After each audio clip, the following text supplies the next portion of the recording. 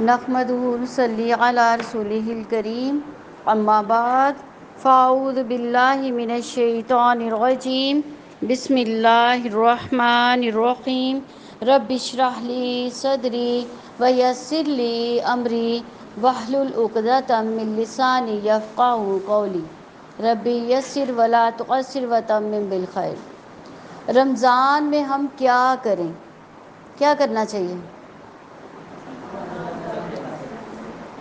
رمضان کا مہینہ شروع ہوتے ہی ایک مسلمان کو 7 کام ضرور کر لینے چاہیے۔ ویسے تو بہت سے کام ہیں کرنے والے رمضان میں، لیکن 7 کام ضرور کر لینے چاہیے۔ خاص طور پر سب سے پہلا کام جو نبی صلی اللہ علیہ وسلم جو صحابہ کرام کو بتایا کرتے تھے اور صحابہ کرام کو سکھایا اور اس کی روشنی میں انہوں نے اپنی زندگی گزاری۔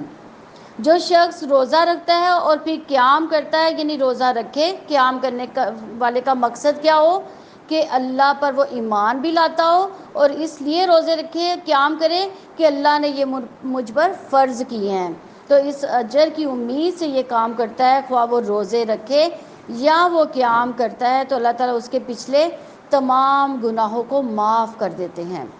تو قرآن پاک میں اور حدیثوں میں ہر نیکی کا کام اجر اس کا بتایا گیا ہے، لیکن یہ 3 کام ایسے ہیں جن کی اجر کی کوئی لمیٹیشن نہیں ہے۔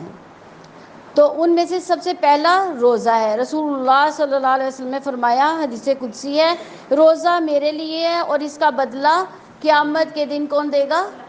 اللہ تعالیٰ۔ تو دنیا میں اس کا اجر بیان نہیں کیا گیا، اللہ تعالیٰ کتنا دیں گے ہماری عقل وہاں تک سفر نہیں کر سکتی۔ اسی طرح دوسری جگہ فرمایا، جو شخص کسی کو معاف کر دیتا ہے، اصلاح کرتا ہے، اور ایسے انسان کا بھی اجر اللہ پر ہے۔ کتنا دیں گے؟ اللہ تعالیٰ اپنی عظمت، اپنی شان کے مطابق دیں گے۔ حاتم طائی کے پاس ایک شخص کھانا لینے کے لیے آیا، اس نے 10 بوریاں اس کو کھانے کے لیے دے دی۔ اس نے کیا مانگا تھا؟ صرف کھانا، ایک وقت کا کھانا۔ اس نے کیا دیا؟ 10 بوریاں کھانے کے لیے دے دی۔ اس نے کہا میں نے تو ایک وقت کا کھانا مانگا تھا، آپ نے 10 بوریاں دے ڈالی۔ انہوں نے کیا کہا کہ تم نے اپنی طاقت کے مطابق مانگا، میں نے اپنی استطاعت کے مطابق تمہیں دے دیا۔ تو اللہ تعالیٰ کی استطاعت ایک بندے کی استطاعت سے کئی درجے زیادہ ہیں۔ تو اللہ تعالیٰ کتنی شان والے ہیں، اس کی استطاعت، عظمت کتنی ہوگی، یہ ہم اندازہ نہیں لگا سکتے۔ تو جو شخص معاف کرتا ہے، اصلاح کا کام کرتا ہے، اس کا اجر بھی ان لمیٹیڈ ہے، یعنی اللہ تعالیٰ کتنا دے گئے؟ اپنی استطاعت، اپنی شان کے مطابق دیں گے۔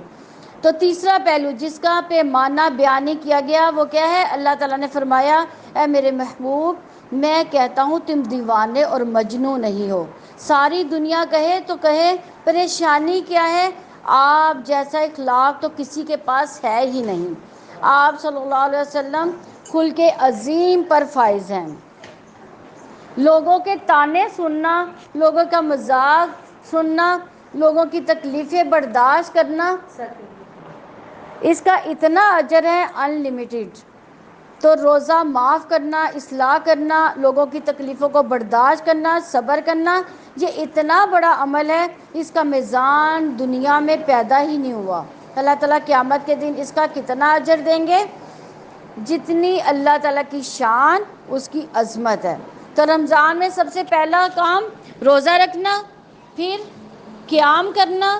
دوسرا کام جو سلف صالحین کیا کرتے تھے، جب روزہ رکھتے تو زیادہ وقت کہاں گزارتے؟ مسجد میں گزارتے، قرآن مجید کی تلاوت کرتے۔ اور یہ دوسرا کام ہے کہ یہ شہر القرآن ہے، یہ مہینہ قرآن کا مہینہ ہے۔ سلف صالحین، صحابہ، تابعین، ان سب کا کام کیا تھا کہ زیادہ تر اپنا وقت کہاں گزارتے؟ مسجد میں گزارتے تھے اور قرآن مجید کی تلاوت کرتے۔ اس طرح ہم اپنے روزے کی حفاظت کر سکتے ہیں۔ کس چیز سے حفاظت کرنی ہے روزے کی؟ غیبتوں سے حفاظت کرنی ہے۔ جب ہم قرآن پڑھتے رہیں گے، مسجد میں وقت گزاریں گے تو کیا ہوگا؟ اس سے غیبتوں کی حفاظت ہوگی۔ تو دوسرا کام جس سے ہم رمضان میں فائدہ حاصل کر سکیں گے، ہم قرآن کی تلاوت کثرت سے کریں۔ امام بخاری کے استاد امام زہری کہا کرتے ہیں کہ یہ رمضان ہے، یہ قرآن کا مہینہ ہے، حدیث اب نہیں میں پڑھوں گا، اب میں کیا کروں گا، یہ مہینہ قرآن کا مہینہ ہے، اس لیے میں یہ قرآن پڑھا کروں گا۔ امام مالک بہت بڑے محدث، لیکن امام مالک رحمہ اللہ کا کیا طریقہ تھا، رمضان المبارک کا مہینہ شروع ہوتا، حدیث بند کر دیتے اور کہتے یہ مہینہ شہر القرآن ہے۔ لوگوں کے لیے بیٹھنا، خواہ اہل علم تھے وہ بھاگتے تھے اور کہتے تھے کہ اس مہینے میں کام ہی ایک ہے۔ کون سا کام؟ قرآن کو کھول کر بیٹھ جائیے اور اللہ تعالیٰ سے کلام کرتے جائیے۔ تو قرآن مجید کی تلاوت یہ وہ عمل ہے جو ہمیں رمضان المبارک میں کثرت سے کرنا ہے۔ اس لیے امام زہری رحمہ اللہ جب رمضان آتا تو ساری عبادات ایک طرف اور اپنی کوششیں قرآن کی تلاوت میں لگاتے تھے۔ کیا ہم قرآن پاک پڑھتے ہیں؟ یہی وجہ ہے کہ اسود ہر 2 راتوں میں قرآن مجید کی مکمل تلاوت کیا کرتے تھے۔ نبی صلی اللہ علیہ وسلم کی احادیث کو اگر جمع کیا جائے تو ایک صحابی رضی اللہ عنہ نے آپ صلی اللہ علیہ وسلم سے پوچھا کہ میں قرآن کتنے دنوں میں ختم کیا کروں؟ کتنے دنوں میں کرنا چاہیے؟ آپ صلی اللہ علیہ وسلم نے فرمایا 40 دنوں میں، یعنی عام طور پر 40 دنوں میں قرآن کو ختم کرنا چاہیے۔ صحابی کہتے ہیں میرے پاس اور طاقت ہے، میں اس سے زیادہ پڑھ سکتا ہوں، تو انہوں نے فرمایا 1 مہینے میں ختم کر لیا کرو، میری تو اور طاقت ہے۔ یہ صحابی کہتے ہیں کہ میری اور طاقت ہے، میں اور جلدی ختم کر سکتا ہوں۔ پھر نبی صلی اللہ علیہ وسلم نے فرمایا 25 دنوں میں ختم کیا کرو۔ پھر آئے اور فرمایا کہ میری اس سے بھی زیادہ طاقت ہے، پھر فرمایا 20 دنوں میں ختم کیا کرو۔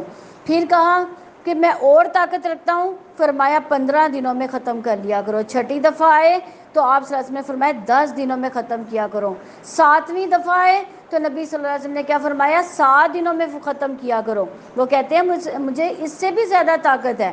پھر نبی صلی اللہ علیہ وسلم نے کیا فرمایا 3 دن میں پڑھا کرو، اور ساتھ ہی یہ بھی بات اضافہ کر دی کہ جو 3 دن سے کم قرآن مجید پڑھتا ہے وہ اس کا کیا کرتا ہے، اس کو سمجھتا نہیں، اس کو سمجھنے کا حق نہیں ادا کرتا۔ کیا ہم قرآن پاک سمجھ کے پڑھتے ہیں؟ ہماری سمجھ میں آتی ہے جب ہم کوئی آیت پڑھتے ہیں؟ تو سمجھ کے پڑھنا قرآن کا سب سے پہلا حق ہے۔ تو سلف صالحین 3 دن سے کم بھی ختم کرتے تھے۔ وہ کیوں کرتے تھے؟ کیوں کہ وہ اہل عرب تھے، اہل زبان تھے، وہ قرآن کی زبان کو سمجھتے تھے، ختم کر لیتے تھے۔ امام بخاری کو دیکھیں، سیدنا عثمان رضی اللہ عنہ کو دیکھیے، وہ ایک رات میں قرآن مجید پڑھ لیتے تھے۔ کیوں پڑھتے تھے؟ ان کو سمجھ آ رہی ہوتی تھی، وہ یہ ان کی زبان تھی۔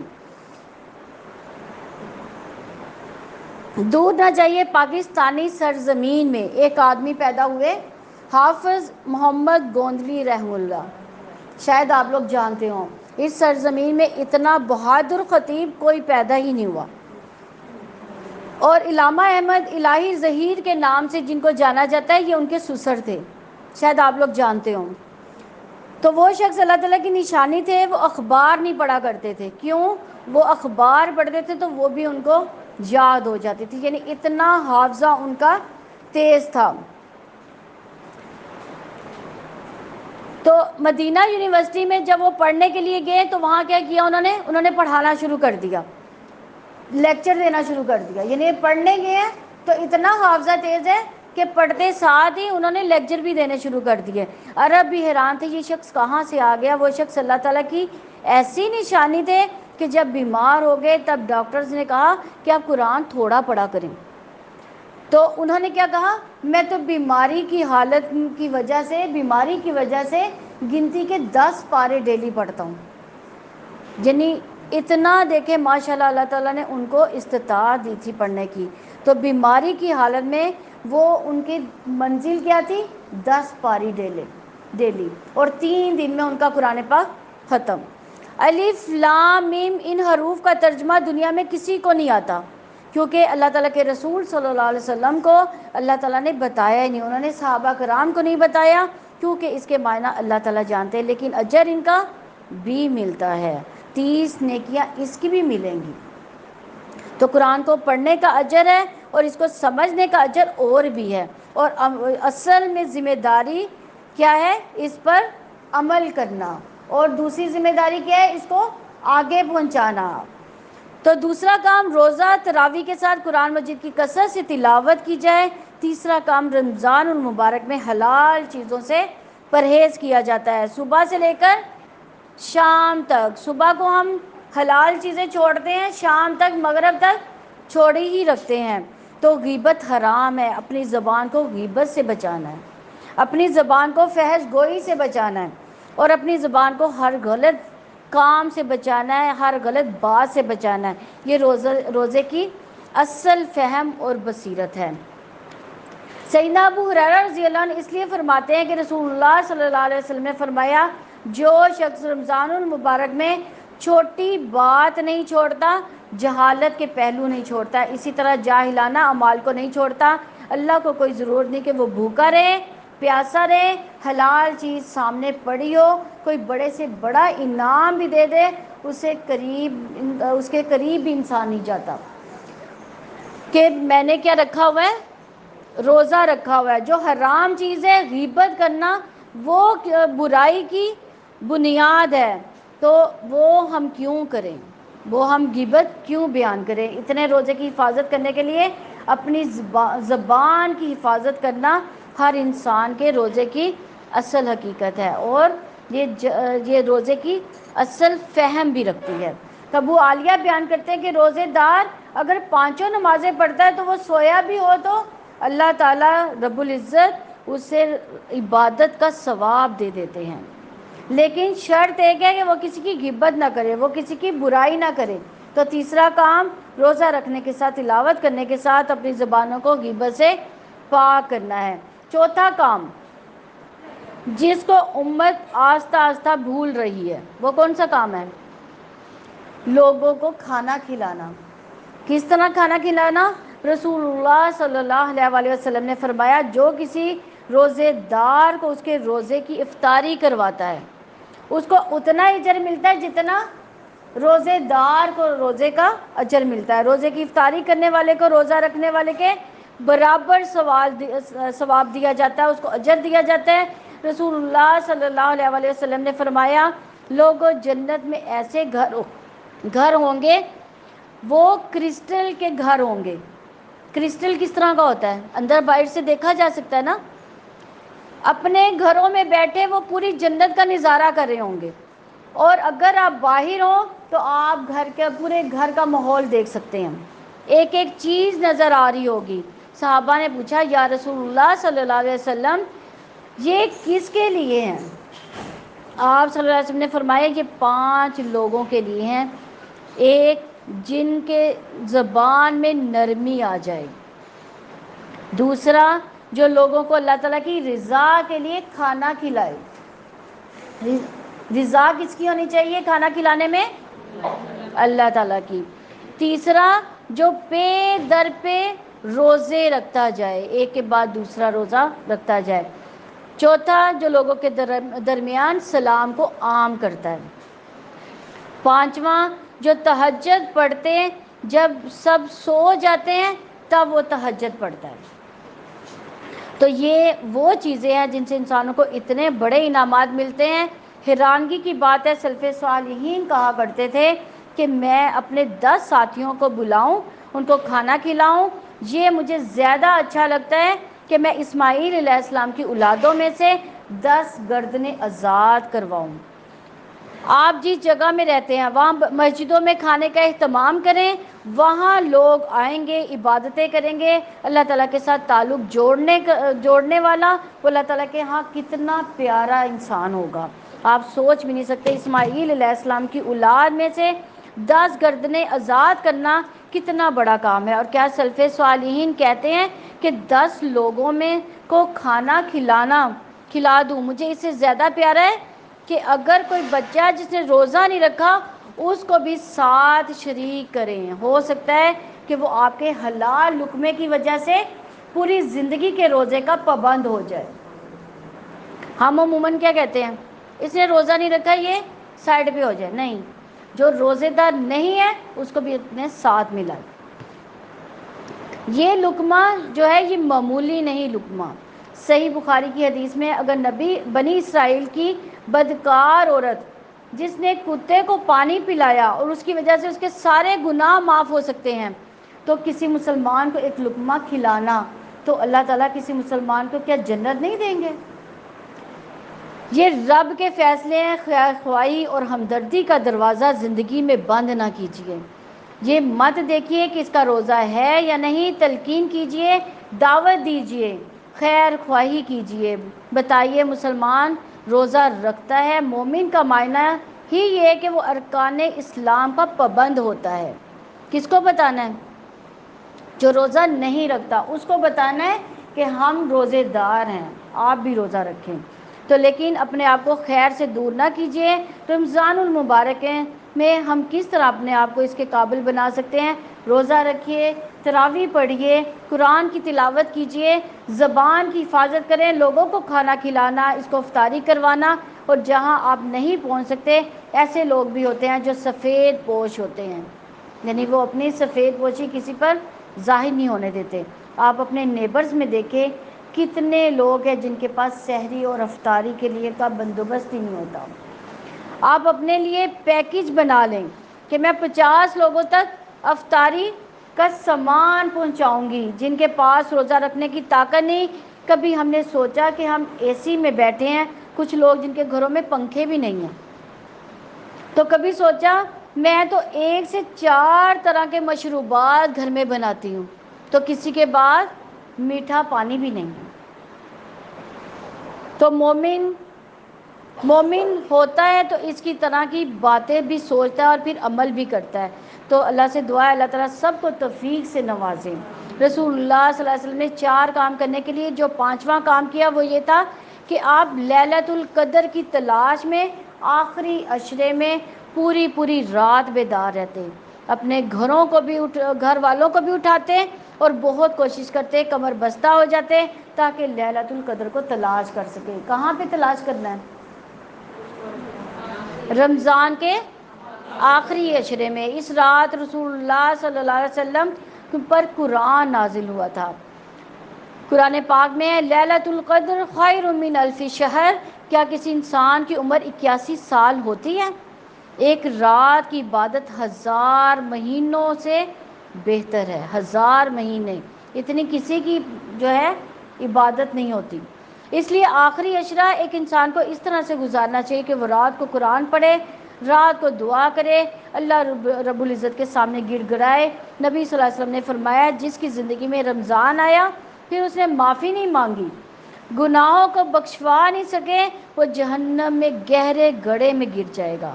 اللہ کے رسول صلی اللہ علیہ وسلم نے اس پر آمین کہا۔ اللہ تعالیٰ ہمیں اس سے محفوظ فرمائے۔ اور چھٹا کام جو انسان کو رمضان میں خصوصاً کرنا چاہیے وہ ہے دعا کرنا۔ اور دعا کے لیے کیا کیا جاتا ہے کہ صرف افطاری کے وقت دعا قبول ہوتی ہے؟ کس وقت دعا قبول ہوتی ہے؟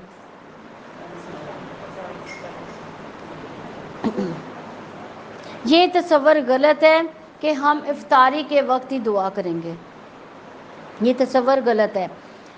یہی وجہ ہے کہ انسان سارا دن دعا ہی نہیں کرتا،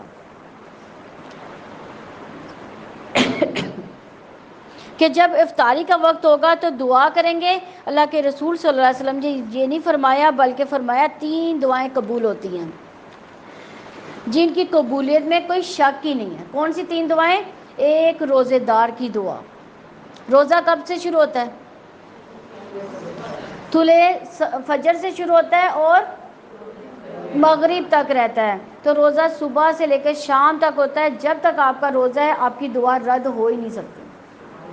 اور دوسرا مسافر کی دعا رد نہیں ہوتی ہے۔ تیسرا جب باپ اور ماں باپ اپنی اولاد کے لیے دعا کرتے ہیں اللہ اس کو رد نہیں کرتے۔ اس لیے کثرت سے دعائیں کریں، شکوک و شبہات کو اپنے سے دور کر لیں کہ پتہ نہیں میری دعا قبول ہوگی یا نہیں۔ یا رب العزت فرماتے ہیں کہ میں تو اپنے بندے کے گمان کے ساتھ ہوتا ہوں۔ ہم کیا گمان رکھتے ہیں؟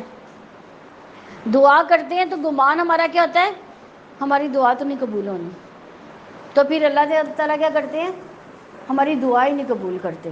تو اللہ تعالیٰ کیا فرماتے ہیں، میں تو اپنے بندے کے گمان کے ساتھ ہوتا ہوں، میں میرے بارے میں اچھا گمان کریں تو میں اچھا کام کرتا ہوں، اور اگر وہ بد زن ہو جائے تو اپنی بد زنی کا خود ہی اس کو خمیازہ بھگتنا ہے۔ نبی صلی اللہ علیہ وسلم نے فرمایا، اللہ تعالیٰ فرماتے ہیں کہ میں اپنے بندے کے ساتھ ہوتا ہوں، اپنے علم، اپنی قدرت، اپنی رحمت کے ساتھ۔ بندے کے ہونٹ جب حرکت کرتے ہیں تو میری رحمت پہلے نازل ہو چکی ہوتی ہے۔ رب کے بارے میں بد زنی نہ کیجیے۔ حدیث یہ کہتی ہے کہ دعا اس نظریے سے کرو، یقین کے ساتھ کہ اللہ ضرور پوری کرے گا۔ سیدنا عمر رضی اللہ عنہ کہا کرتے تھے کہ آج تک قبولیت کا خوف نہیں ہوا، کیونکہ میں کہتا ہوں کہ اللہ تعالیٰ کی توفیق اللہ تعالیٰ دیتے رہتے ہیں، تو یہی کافی ہے۔ کس چیز کی توفیق دیتے ہیں اللہ تعالیٰ؟ دعا کرنے کی توفیق۔ اللہ تعالیٰ دعا کرنے کی توفیق دیتے ہیں، تو یہ بھی بڑی بات ہے۔ تو کبھی یہ سوچیں کہ میری نہیں سنی جاتی، اللہ تعالیٰ تو اس کی سنے گا۔ آپ سوچیں کہ شیطان سے زیادہ کوئی برا انسان ہے؟ کوئی شیطان سے کوئی برا دنیا میں ہے ہی نہیں۔ تو دنیا میں اللہ تعالیٰ نے شیطان کی بھی رد نہیں کی کہ اے اللہ مجھے قیامت تک کے لیے مہلت دے دے، کہ یہ کس نے کہا تھا؟ شیطان نے کہا تھا کہ اللہ مجھے قیامت تک کے لیے مہلت دے دے۔ فرمایا جا شیطان تجھے مہلت دی، تو اللہ تعالیٰ نے شیطان کی بھی سن لی، حالانکہ اس نے برا کیا تھا، لیکن شرط کیا تھی؟ جب بندہ دعا کرے گا تو گناہ کی دعا نہ کرے۔ گناہ کی دعا کون سی ہوتی ہے؟ یعنی قطع رحمی کی دعا نہ کرے کہ اللہ تعالیٰ اس کے ساتھ میں کبھی ملوں ہی نہ۔ قطع رحمی ہے نا، رشتہ داروں کے ساتھ تعلق ہی توڑ دینا۔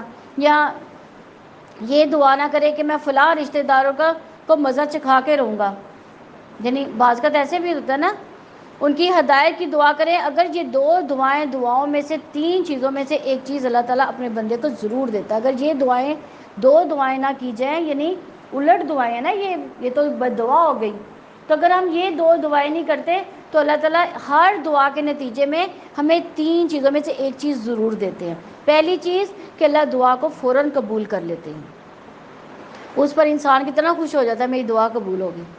دوسری چیز، اللہ قیامت کے دن ذخیرہ کر لیتے ہیں، تو قیامت کے دن ایک پہاڑ آ رہا ہوگا، بندہ کہے گا یہ کیا ہے یا ربی، میں نے تو ایسا عمل ہی نہیں کیا۔ اللہ تعالیٰ فرمائیں گے یہ تیری دعا ہے جس کو ذخیرہ کیا ہوا تھا۔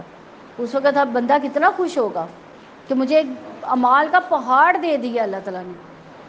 تو تیسرا، اس دعا کی وجہ سے اللہ بلاؤں کو ٹال دیتے ہیں، یعنی انسان پر کوئی مشکل آنے والی ہوتی ہے، اس دعا کی وجہ سے وہ مشکل ہی ٹل جاتی ہے۔ تو ان 3 چیزوں میں سے انسان کو ایک چیز ملتی ہے، اس لیے ان مبارک لمحات میں کثرت سے دعائیں کریں۔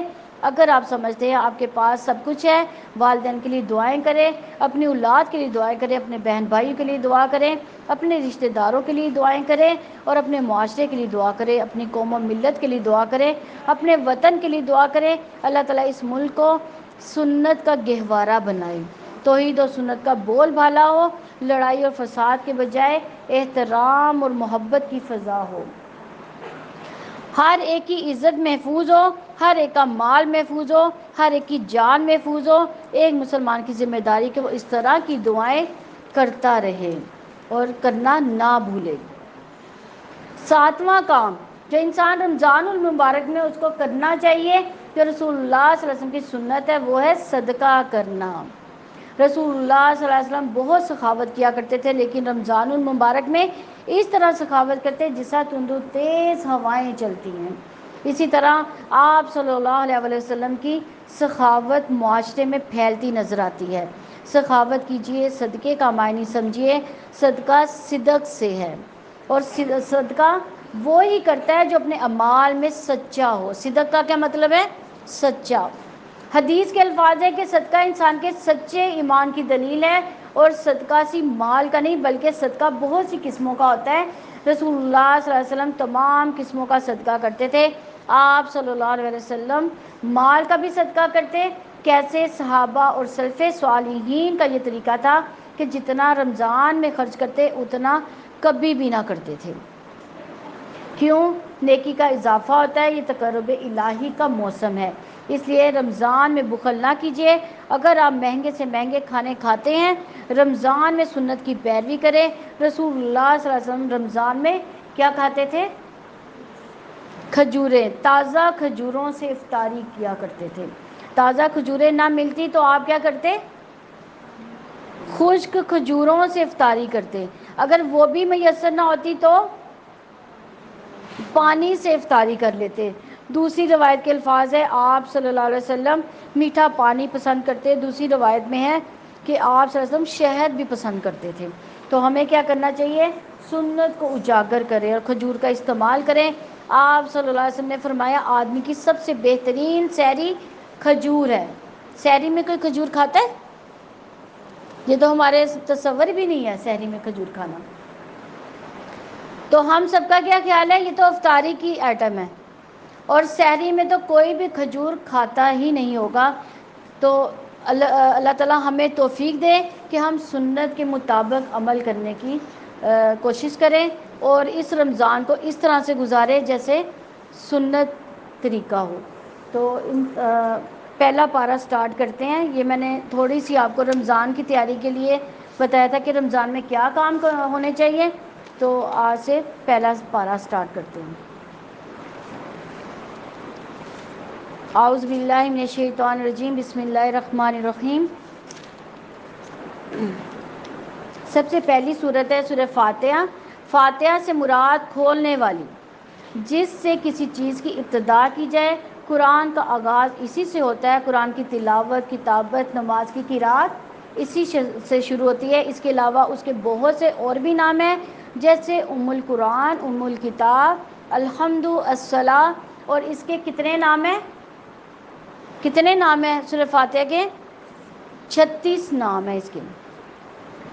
فضیلت کے حساب سے دیکھا جائے تو نبی صلی اللہ علیہ وسلم نے ابو سعید بن مولا رضی اللہ عنہ سے فرمایا کہ آج مسجد میں نکلنے سے پہلے میں تمہیں ایسی سورت کی تعلیم دوں گا جو قرآن کی سب سے بڑی سورت ہے۔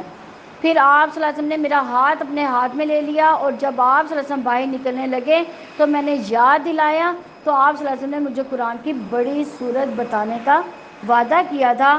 تو آپ صلی اللہ علیہ وسلم نے کیا فرمایا؟ الحمدللہ رب العالمین۔ تو الحمدللہ کہنا میزان کو بھر دیتا ہے۔ قرآن مجید پڑھنے سے پہلے کیا پڑھنا چاہیے؟ اعوذ باللہ من الشیطان الرجیم پڑھنا چاہیے۔ اللہ تعالیٰ نے اس کا حکم دیا ہے قرآن پاک میں۔ تو بسم اللہ سے آغاز کرتے ہیں۔ جس بسم اللہ سے کیوں آغاز کیا جاتا ہے؟ کیونکہ اللہ تعالیٰ اس سے برکت ڈالتے ہیں۔ اس کے بغیر وضو نہیں ہوتا۔ کھانا کھانے، ذبح کرتے، نماز میں فاتحہ سے پہلے بسم اللہ لازمی ہے۔ اس سے کاموں میں برکت ہوتی ہے اور قبولیت بھی ہوتی ہے۔ وضو سے پہلے کون کون بسم اللہ پڑھتا ہے؟ سبھی پڑھتے ہیں الحمدللہ، کیونکہ بسم اللہ کے بغیر وضو ہی نہیں ہے۔ تو سورہ فاتحہ مکی ہے، اس میں 7 آیات اور 1 رکوع ہے۔ اللہ تعالیٰ کے نام سے جو وسیع رحمت والا، نہایت رحم والا ہے۔ سب تعریف اللہ تعالیٰ کے لیے جو سارے جہانوں کا پالنے والا ہے، وسیع رحمت والا، نہایت رحم والا، بدلے کے دن کا مالک۔ ہم صرف تیری عبادت کرتے ہیں، یعنی ہر طرح کی عبادت۔ کیسی عبادت؟ ظاہری، باطنی، اعمال سے، اور ہر طرح کی قولی اور بدنی۔ اور صرف تجھ ہی سے مدد مانگتے۔ دیکھیں ہم 5 ٹائم اللہ تعالیٰ کو کہتے ہیں ہم تیری ہی مدد مانگتے، تجھ سے ہی مدد مانگتے ہیں۔ ہم تیری ہی عبادت کرتے ہیں، تجھ سے ہی مدد مانگتے ہیں۔ 5 ٹائم ہم اللہ تعالیٰ کو کہتے ہیں نا، پھر ہم اس میں تضاد کیوں کر دیتے ہیں؟ کسی اور سے کیوں مانگتے ہیں؟ اللہ تعالیٰ ہمیں اس بات کی سمجھ عطا کرے۔ ہم صرف مانگیں تو کس سے مانگیں؟ اللہ تعالیٰ سے۔ ہمیں سیدھے راستے پر چلا، یہ دیکھیں ہم ہدایت مانگ رہے ہیں اللہ تعالیٰ سے۔ ہدایت مانگنا دیکھیں کتنا ضروری ہے۔ 5 ٹائم ہم ہدایت مانگتے ہیں۔ اگر ہم ہدایت کے راستے پر ہیں تو کیا ہمیں دوبارہ ہدایت مانگنے کی ضرورت ہے؟ نہیں ہے۔ ہاں، قائم رکھنے کے لیے جو ہے ہدایت بار بار مانگنی چاہیے۔ جیسے ہم صبح ناشتہ کرتے ہیں، دوپہر کو بھوک لگتی ہے، دوپہر کو کھانا کھاتے ہیں، شام کو پھر بھوک لگتی ہے، پھر کھاتے ہیں۔ اسی طرح ہدایت بھی بار بار مانگنے والی چیز ہے۔ ان لوگوں کے راستے پر جن پر تو نے انعام فرمایا، جن پر نہ تم نے غصہ کیا نہ ہی گمراہ ہوئے۔ سورہ بقرہ مدنی ہے، اس میں 286 آیات اور 40 رکوع ہیں۔ اللہ تعالیٰ کے نام سے جو وسیع رحمت والا، نہایت رحم والا ہے۔ سورہ بقرہ کو اس لیے سورہ بقرہ کہا گیا کہ اس میں گائے کا ذکر کیا گیا ہے۔ سورہ بقرہ عربی میں گائے کو کہتے ہیں۔ فضیلت کے حساب سے دیکھا جائے تو رسول اللہ صلی اللہ علیہ وسلم نے فرمایا اپنے گھروں کو قبر نہ بناؤ، قبرستان نہ بناؤ۔ جس گھر میں سورہ بقرہ پڑھی جاتی ہے اس میں شیطان داخل نہیں ہوتا۔ یہ صحیح مسلم کی 1824 نمبر آیت ہے۔ اس سورت کا پڑھنا باعث برکت، اس کو چھوڑنا باعث حسرت ہے۔ الف لام میم یہ کتاب ہے جس میں کوئی شک نہیں، متقیوں کے لیے ہدایت ہے۔ وہ لوگ جو غیب پر ایمان لاتے ہیں، نماز قائم کرتے ہیں اور جو ہم نے انہیں رزق دیا اس میں سے خرچ کرتے ہیں، اور جو اس پر ایمان لاتے ہیں جو آپ پر نازل کیا اور جو آپ سے پہلے نازل کیا، یعنی تمام آسمانی کتابیں جو قرآن پاک سے پہلے نازل کی گئی، تو آخرت پر بھی وہی یقین رکھتے ہیں۔ یہی لوگ اپنے رب کی طرف سے ہدایت پر ہیں، یہی لوگ فلاح پانے والے ہیں۔ یقیناً جن لوگوں نے کفر کیا ان پر برابر ہیں کہ آپ نے انہیں ڈرایا ہو یا نہ ڈرایا ہو، وہ ایمان نہیں لائیں گے۔ اللہ تعالیٰ نے ان کے دلوں، ان کے کانوں پر مہر لگا دی ہے اور ان کی آنکھوں پر پردہ ڈال دیا، ان کے لیے بہت بڑا عذاب ہے۔ کیسی مہر لگائی ہے ان کے دلوں پر؟ ان کے دل میں کوئی بات بھلائی کی جا ہی نہیں سکتی، ان کی آنکھیں بھلائی کی بات کوئی دیکھ ہی نہیں سکتی، اس کے کان جو ہے بھلائی کی بات سن ہی نہیں سکتے۔ وہ لوگوں میں سے کچھ بھی ہیں جو کہتے ہیں کہ ہم اللہ تعالیٰ اور آخرت کے دن پر ایمان لائے، حالانکہ وہ ہرگز ایمان لانے والے نہیں۔ وہ اللہ تعالیٰ کو دھوکہ دیتے ہیں، ان لوگوں کو جو ایمان لائے حالانکہ وہ اپنی جانوں کے سوا کسی کو دھوکہ نہیں دے رہے اور وہ شعور نہیں رکھتے۔ اصل میں وہ کیا سوچتے ہیں کہ ہم ایمان والوں کو دھوکہ دے رہے ہیں، اللہ تعالیٰ کو دھوکہ دے رہے ہیں۔ کیا اللہ تعالیٰ کو کوئی دھوکہ دے سکتا ہے؟ اصل میں وہ اپنے آپ کو ہی دھوکہ دے رہے ہیں۔ ان کے دلوں میں ہی ایک بیماری ہے۔ کون سی بیماری ہے؟ نفاق کی بیماری ہے، جو اللہ تعالیٰ نے ان کی بیماری میں ان کو زیادہ کر دیا۔ ان کے لیے دردناک عذاب ہے اس وجہ سے کہ وہ جھوٹ بولتے ہیں، اور جب ان سے کہا جاتا ہے زمین میں فساد نہ پھیلاؤ تو وہ کہتے ہیں کہ یقیناً ہم اصلاح کرنے والے ہیں۔ سن لو، در حقیقت وہی لوگ فساد کرنے والے ہیں لیکن وہ نہیں سمجھتے۔ اور جب ان سے کہا جاتا ہے ایمان لاؤ جس طرح لوگ ایمان لائے، تو کہتے ہیں کہ کیا ہم اس طرح ایمان لائیں جس طرح بیوقوف لوگ ایمان لائے۔ سن لو، بیوقوف در حقیقت وہی ہے لیکن وہ نہیں جانتے۔ اور جب وہ ان لوگوں سے ملتے ہیں جو ایمان لائے تو کہتے ہیں ہم ایمان لائے، اور جب وہ اپنے سرداروں کی طرف اکیلے ہوتے ہیں تو کیا کہتے ہیں؟ یقیناً ہم تمہارے ساتھ ہیں، ہم تو محض مذاق کر رہے تھے۔ کن کے ساتھ مذاق کرتے تھے وہ؟ ایمان والوں کے ساتھ۔ اللہ تعالیٰ ان سے مذاق کرتا ہے، ان کو ڈھیل دیتا ہے، اور وہ اپنی سرکشی میں اندھے ہوتے چلے جا رہے ہیں۔ ان کے ساتھ مذاق کیا ہے کہ اللہ تعالیٰ ان کو بڑے اعمال، ان کے لیے برے اعمال ان کے لیے مزین کر کے دکھا رہا اللہ تعالیٰ، جو آخرت میں ان کو پتہ چل جائے گا۔ پانی ذرا لا۔ یہ وہ لوگ ہیں جنہوں نے ہدایت کے بدلے گمراہی خریدی، تو نہ ان کی تجارت ان کے نفع مند ہوئی اور نہ ہی وہ ہدایت پانے والے ہیں۔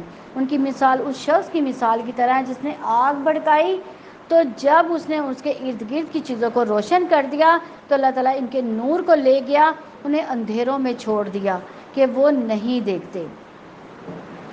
یعنی ان کے دلوں میں ابتدا میں نور تھا، مگر جب انہوں نے دیکھا کہ دین پر عمل کرنا اور دنیا کا نقصان ہو رہا ہے اس سے، تو انہوں نے کیا کیا؟ دین کا راستہ ہی چھوڑ دیا، اور کون سا؟ کفر کا راستہ اختیار کر لیا۔ کفر ان پر غالب آ گیا، اور اس لیے یہ دعا مانگنی چاہیے، اللہم اجعل فی قلبی نورا، اللہ تعالیٰ ہمارے دلوں میں نور پیدا کر دے۔ تو وہ بہرے ہیں، گونگے ہیں، اندھے ہیں، سو وہ نہیں پلٹتے، یعنی ہدایت کی بات ان کے کانوں سے ٹکرا کر واپس لوٹ آتی ہے، وہ ان کے دلوں میں جاتی ہی نہیں ہے۔ یا جیسے آسمان سے موسلادھار بارش جس میں تاریکیاں ہیں، گرج ہے، چمک ہے، موت کے ڈر سے کڑکنے والی بجلیوں سے منافق اپنی انگلیاں اپنے کانوں میں ڈالتے ہیں، یعنی یہ ان کے وحی الہی کی جب وعیدیں سنتے ہیں، ڈر سنتے ہیں، یعنی آخرت کے جو حالات و واقعات سنتے ہیں، جنت جہنم کی جو آیات ہے وہ سنتے ہیں، تو ان کے دل جو ہے ڈر جاتے ہیں. تو وہ لیکن ساتھ ہی وہ پھر کیا کرتے ہیں، ان کو سننا گوارا ہی نہیں کرتے. اور اللہ تعالیٰ کافروں کو گھیرنے والا ہے، قریب ہے کہ بجلی ان کی نگاہیں اچک لے جائے. جب کبھی ان کے لیے روشنی ہوتی ہے تو وہ اس میں چل پڑتے ہیں، یعنی ہدایت اور حق کی روشنی ہوتی ہے تو وہ کیا کرتے ہیں، اس میں چل پڑتے ہیں. جب ان کے لیے اندھیرا ہوتا ہے، یعنی رسم و رواج ان کے شروع ہو جاتے ہیں، تو وہ کھڑے ہو جاتے ہیں، پھر اسی رسم و رواج میں کے اسیر بن جاتے ہیں. تو اگر اللہ تعالیٰ چاہتا تو ضرور ان کی سماعت، ان کی بصارت کو لے جاتا. یقیناً اللہ تعالیٰ ہر چیز پر پوری قدرت رکھنے والا ہے. اے لوگو، اپنے رب کی عبادت کرو جس نے تمہیں ان لوگوں کو پیدا کیا جو تم سے پہلے تھے، تاکہ تم تقوی اختیار کرو. تقوی دنیا میں گناہوں سے، آخرت میں جہنم سے بچ جانا. جس نے یہ سب بنایا وہی عبادت کے بھی لائق ہے. عبادت میں 4 چیزیں ہوتی ہیں. کون کون سی 4 چیزیں؟ ظاہری، باطنی، اعمال اور اقوال. آ رہی ہے آواز؟ اور وہ ذات جس نے تمہارے لیے زمین کو فرش، آسمان کو چھت بنایا، آسمان سے پانی نازل کیا، پھر سے تمہارے رزق کے لیے کئی طرح کے پھل پیدا کیے. چنانچہ جب تم یہ جانتے ہو کہ اللہ تعالیٰ کا کوئی شریک نہ بناؤ، اور اگر تم اس بارے میں شک میں ہو جو تم نے اپنے بندوں پر نازل کیا، تو اس جیسی ایک صورت ہی لے آؤ. اللہ تعالیٰ کے ماسوا اپنے حمایتیوں کو بھی ساتھ ہی بلا لاؤ. قرآن جیسی کوئی چیز انسان نہیں بنا سکا. یہ اللہ تعالیٰ کی طرف سے چیلنج ہے کہ اگر قرآن کے بغیر زندگی بسر کی، اللہ تعالیٰ کو ناراض کر کے گئے تو انجام بڑا ہی بھیانک ہوگا. پھر اگر تم نے یہ نہ کیا تو تم ہرگز نہ کر پاؤ گے. تو اس آگ سے ڈرو جس کا ایندھن انسان اور پتھر ہوں گے، اور جو کافروں کے لیے تیار کی گئی ہے. ان لوگوں کو خوشخبری دے دو جو ایمان لے آئے، جنہوں نے نیک عمل کیے. یعنی عمل صالح میں 4 اہم اجزاء ہیں: علم، اچھی نیت، صبر اور اخلاص. انہوں نے نیک عمل کیے، یقیناً ان کے لیے ایسے باغات ہیں جن کے نیچے سے نہریں جاری ہیں. جب کبھی ان میں سے کوئی پھل انہیں کھانے کو دیا جائے گا تو وہ کیا کہیں گے؟ یہ وہی پھل ہے جو اس سے پہلے بھی ہمیں دیے گئے تھے. یعنی جنتی جو ہے وہ ان پھلوں سے مانوس ہوں گے، اور انہیں ایک دوسرے سے ملتا جلتا دیا جائے گا. ان کے لیے وہاں پاکیزہ بیویاں ہوں گی، اور وہ اس میں ہمیشہ رہنے والے ہیں. یقیناً اللہ تعالیٰ اس سے نہیں شرماتا کہ وہ مچھر یا اس سے بھی اوپر کسی چیز کی مثال بیان کر دے. پر جو لوگ ایمان لائے وہ جانتے ہیں کہ یقیناً وہ ان کے رب کی طرف سے حق ہے. لیکن جن لوگوں نے کفر کیا، یعنی انکار کر دیا، وہ کہتے ہیں اس مثال سے اللہ تعالیٰ کا کیا ارادہ ہے. اللہ سبحانہ و تعالیٰ اس کے ذریعے بہت سو کو گمراہ کرتا ہے اور بہت سو کو ہدایت دیتا ہے، اور وہ اس کے ساتھ فاسقوں کے سوا کسی کو گمراہ نہیں کرتا. یعنی فاسق کون ہوتے ہیں؟ جو اللہ تعالیٰ کے عہد کو توڑتے ہیں، لا الہ الا اللہ کا پاس نہیں رکھتے، اللہ تعالیٰ کی قسم کھا کر بندوں کے ساتھ کیے گئے عہد توڑ دیتے ہیں، قطع رحمی کرتے ہیں. تو وہ اللہ تعالیٰ جو اللہ تعالیٰ کے عہد کو پختہ کرنے کے بعد توڑ دیتے ہیں، وہ اسے کاٹ دیتے ہیں، جس کے بارے میں اللہ تعالیٰ نے حکم دیا کہ اسے ملایا جائے. کس چیز کو ملانے کا اللہ تعالیٰ نے حکم دیا ہے؟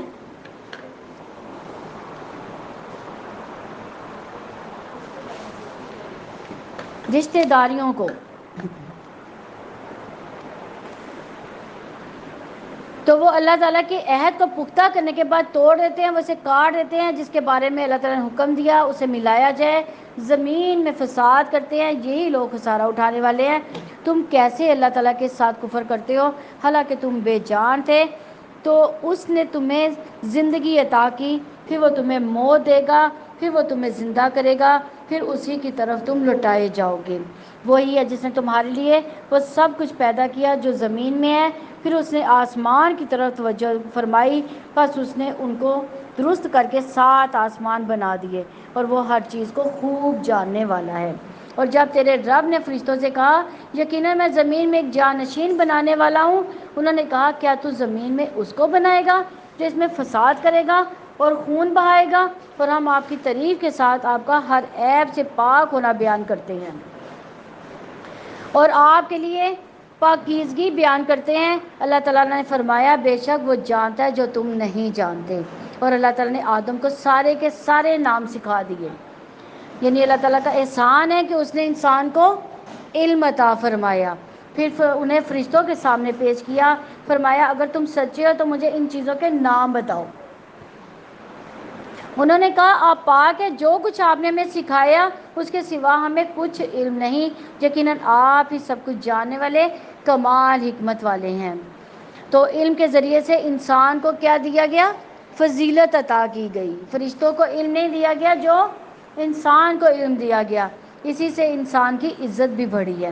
تو اللہ تعالیٰ نے فرمایا اے آدم انہیں ان کے نام بتا دو۔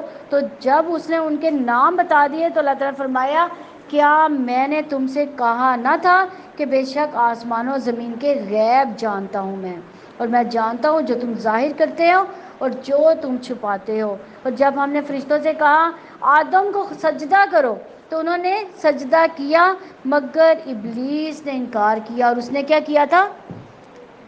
تکبر کیا تھا اور کافروں میں سے ہو گیا۔ اور ہم نے کہا اے آدم تم اور تمہاری بیوی دونوں جنت میں رہو اور جہاں سے چاہو دونوں خوب کھاؤ، اس جنت کے قریب نہ جانا ورنہ تم دونوں ظالموں میں سے ہو جاؤ گے۔ تو شیطان نے ان دونوں کو اسے پھسلا دیا، چنانچہ اس نے ان دونوں کو اس جگہ سے نکلوا دیا جس میں وہ تھے، اور ہم نے حکم دیا تم سب یہاں سے اتر جاؤ، تم ایک دوسرے کے دشمن ہو، تمہارے لیے زمین میں ایک وقت تک ٹھہرنا اور فائدہ اٹھانا ہے۔ پھر آدم نے اپنے رب سے چند کلمات سیکھ لیے تو اللہ تعالیٰ نے اسے توبہ قبول کر لی، یقیناً وہی بے حد قبول کرنے والا نہایت رحم والا ہے۔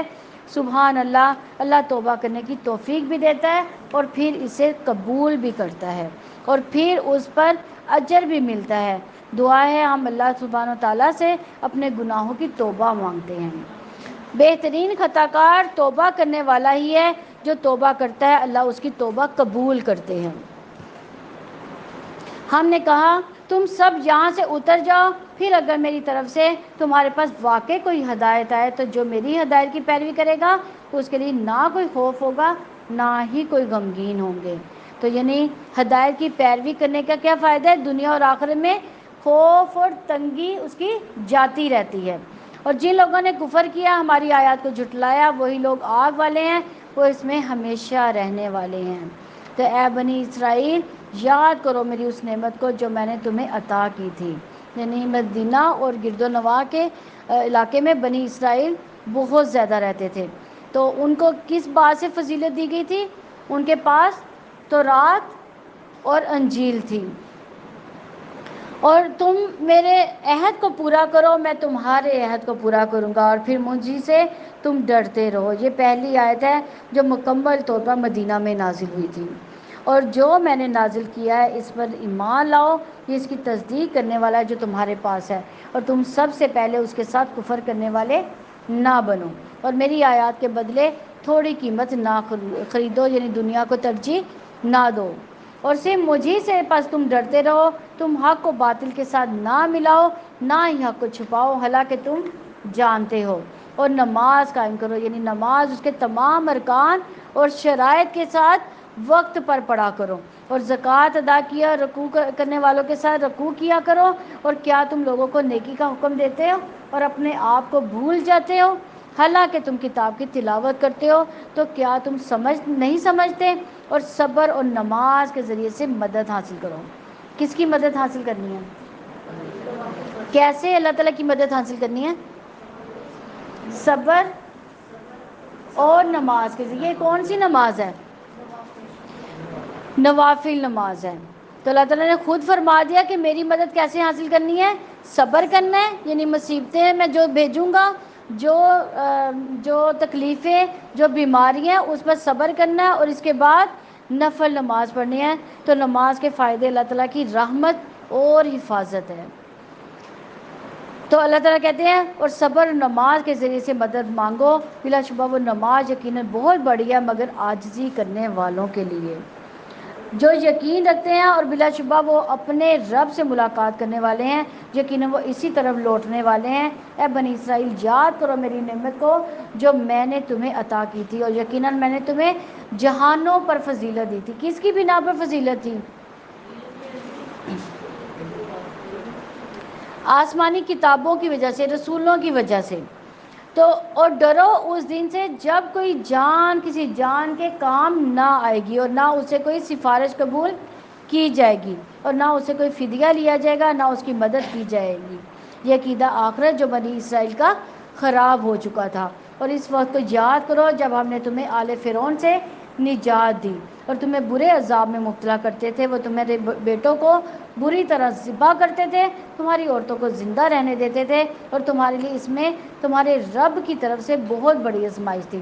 اور اس وقت کو یاد کرو جو تمہاری وجہ سے ہم نے سمندر کو پھاڑ دیا، پھر ہم نے تمہیں نجات دی، ہم نے آل فرعون کو غرق کر دیا اور تم دیکھ رہے تھے۔ اور اس وقت کو یاد کرو جب نے موسیٰ سے 40 راتوں کی میعاد مقرر کی، پھر اس کے بعد تم نے بچڑے کو پکڑ لیا اور تم ظلم کرنے والے تھے، پھر اس کے بعد ہم نے تمہیں معاف کر دیا تاکہ تم شکر کرو۔ اور وہ واقعہ یاد کرو جب ہم نے موسیٰ کو کتاب اور فرق کرنے والی فرقان دی تھی، اور تاکہ تم ہدایت حاصل کرو۔ یعنی کتاب آنے کا مقصد ہدایت حاصل کرنا ہے۔ اور اس وقت کو یاد کرو جب موسیٰ نے اپنی قوم سے کہا، اے میری قوم، یقیناً تم نے بچڑے کی پکڑنے کی وجہ سے اپنی جانوں پر ظلم کیا، لہٰذا تم اپنے پیدا کرنے والے کی طرف توبہ کرو، اپنے آپ کو قتل کرو، یہی تمہارے پیدا کرنے والے کے نزدیک تمہارے لیے بہتر ہے۔ پھر اللہ تعالیٰ نے تمہاری توبہ قبول کی، یقیناً وہی بے حد توبہ قبول کرنے والا، نہایت رحم والا ہے۔ اور جب تم نے کہا، اے موسیٰ، ہم ہرگز آپ پر یقین نہیں کریں گے یہاں تک کہ ہم اللہ تعالیٰ کو اعلانیہ دیکھ لیں، تو تمہیں بجلی نے پکڑ لیا، تم دیکھ رہے تھے۔ یعنی دنیا میں کسی کی اتنی طاقت نہیں کہ وہ اللہ تعالیٰ کو دیکھ سکے۔ حضرت موسیٰ علیہ السلام بھی بے ہوش ہو گئے تھے۔ پھر ہم نے تمہاری موت کے بعد تمہیں اٹھایا تاکہ تم شکر کرو، اور ہم نے تم پر بادل کا سایہ کیا، تم پر من و سلوہ نازل کیا، کھاؤ پاک چیزوں میں سے جو ہم نے تمہیں رزق دیا، اور انہوں نے ہم پر ظلم نہیں کیا بلکہ وہ اپنی جانوں پر ظلم کرتے تھے۔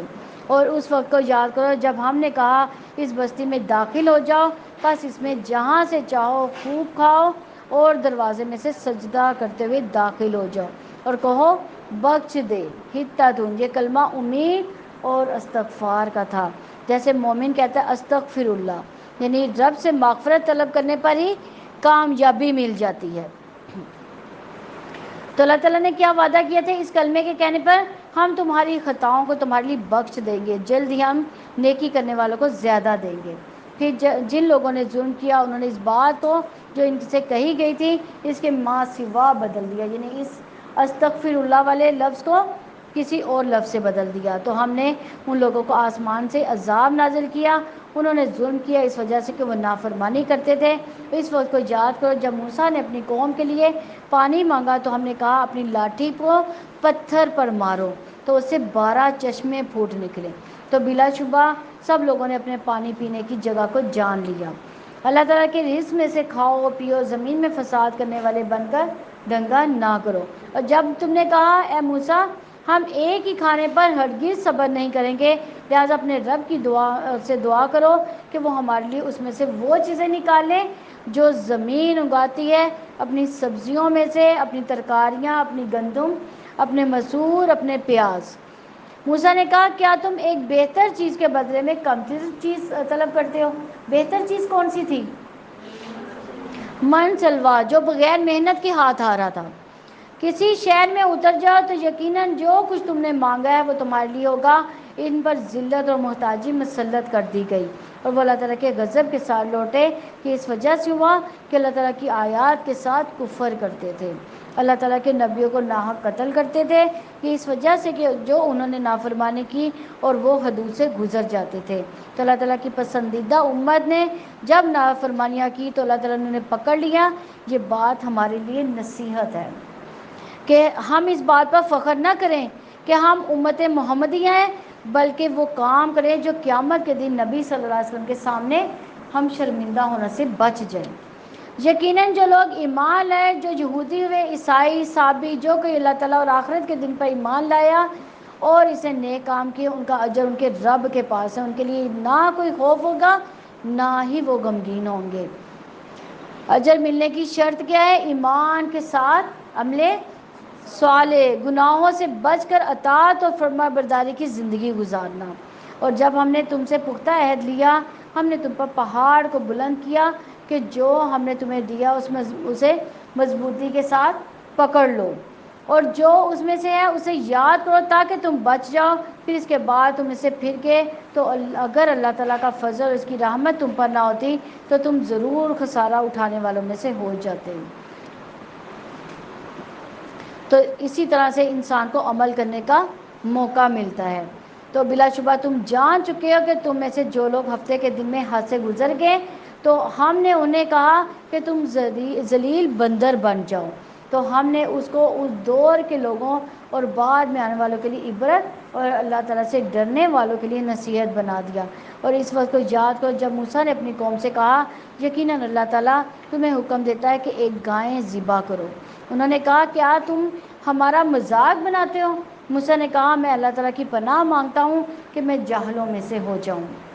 انہوں نے کہا ہمارے لیے اپنے رب سے دعا کرو کہ وہ ہم پر واضح کر دے کہ وہ کیسی ہو۔ موسیٰ نے کہا بے شک اللہ تعالیٰ فرماتا ہے یقیناً وہ گائے نہ بوڑھی ہو نہ بچیا بلکہ اس کے درمیان جوان عمر کی ہو، لہٰذا تم کرو جو تمہیں حکم دیا گیا۔ یعنی بنی اسرائیل کے دل میں گائے کی محبت تھی جو اللہ تعالیٰ نے ان کے دلوں سے نکالنی تھی۔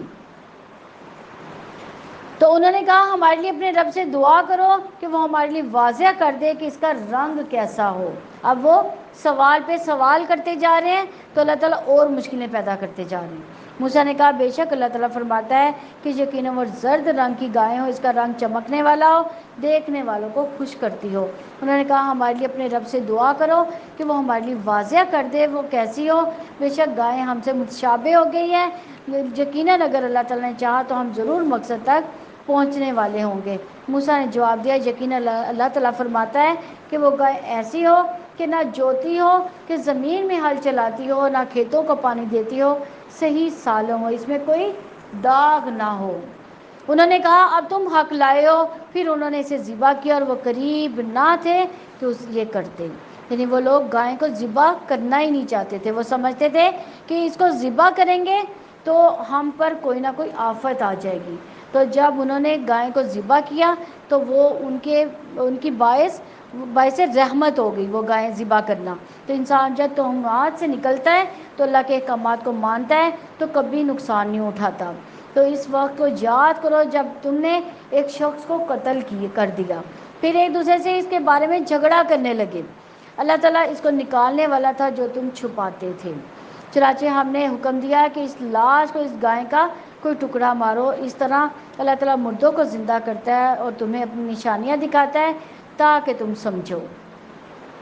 پھر اس کے بعد تمہارے دل سخت ہو گئے تو وہ پتھروں کی طرح یا سختی میں اس سے بڑھ گئے، اور بے شک پتھروں میں سے یقیناً کچھ وہ ہیں جن سے نہریں پھوٹتی ہیں، اور بے شک ان میں سے یقیناً وہ بھی ہے جو پھٹ جاتا ہے تو اس میں سے پانی نکل آتا ہے، اور بے شک ان میں سے جو یقیناً اللہ تعالیٰ کے خوف سے گر پڑتے ہیں، اور اللہ تعالیٰ ان سے ہرگز بے خبر نہیں جو تم عمل کرتے۔ یعنی دیکھیں پتھر دل جو ہیں وہ بھی ایک نہ ایک دن ضرور ایمان لے آتے ہیں جب ان پر آیات قرآنی پڑھی جاتی ہیں۔ تو کیا تم طمع رکھتے ہو کہ تمہارے لیے ایمان لے آئیں؟ حالانکہ یقیناً ان میں سے ایک گروہ ہمیشہ سے اللہ تعالیٰ کا کلام سنتا ہے، پھر اس کے بعد ان کو بدل دیتے ہیں اور وہ یہ سمجھ لیتے ہیں کہ وہ جانتے ہیں، اور جب وہ ان لوگوں سے ملتے ہیں جب جو ایمان لائے تو کہتے ہیں ہم ایمان لائے، اور جب ان کا بعض کی طرف تنہا ہوتا ہے تو کہتے ہیں کہ کیا تم انہیں وہ باتیں بتاتے ہو جو اللہ تعالیٰ نے تم پر کھولی ہیں تاکہ وہ ان کے ساتھ تمہارے رب کے پاس تم سے جھگڑا کرے؟ تو کیا تم سمجھتے نہیں ہو؟ کیا وہ نہیں جانتے کہ یقیناً اللہ تعالیٰ جانتا ہے جو کچھ وہ چھپاتے ہیں، جو کچھ وہ ظاہر کرتے ہیں۔ ان میں سے کچھ ان پڑھ بھی ہیں جو کتاب کا علم نہیں رکھتے، یعنی ان پڑھ وہ ہے جو اللہ تعالیٰ کی کلام کا علم نہیں رکھتا۔ ہم BA کر لے، MA کر لیے، یونیورسٹی چلے جائیں، جب تک دین کا علم، جب تک قرآن کا علم نہیں ہے تو ہم کیا ہیں؟ امی ہیں، ان پڑھ ہیں، تو چند آرزوؤں کے اس کے سوا کچھ نہیں کہ وہ گمان کرتے ہیں۔ تباہی ہے ان لوگوں کے لیے جو اپنے ہاتھوں سے کتاب لکھتے ہیں، پھر کہتے ہیں یہ اللہ تعالیٰ کی طرف سے ہے، تاکہ ان کے بدلے میں وہ تھوڑی سی قیمت وصول کر لے، یعنی دنیا کا فائدہ حاصل کر لیں۔ بس ان کے لیے تباہی ہے اس چیز کی وجہ سے جن کے ہاتھوں نے لکھا، ہلاکت ہے ان کے لیے اس کی وجہ سے جو وہ کماتے ہیں۔ انہوں نے کہا جہنم کی آگ ہمیں ہرگز نہیں چھوئے گی مگر گنتی کے چند دن۔ کہہ دو کیا تم نے اللہ تعالیٰ سے کوئی عہد لے رکھا ہے تو وہ اپنے عہد کی خلاف ورزی کبھی نہیں کرے گا، یا تم اللہ تعالیٰ پہ ایسی بات کہتے ہو جو تم نہیں جانتے؟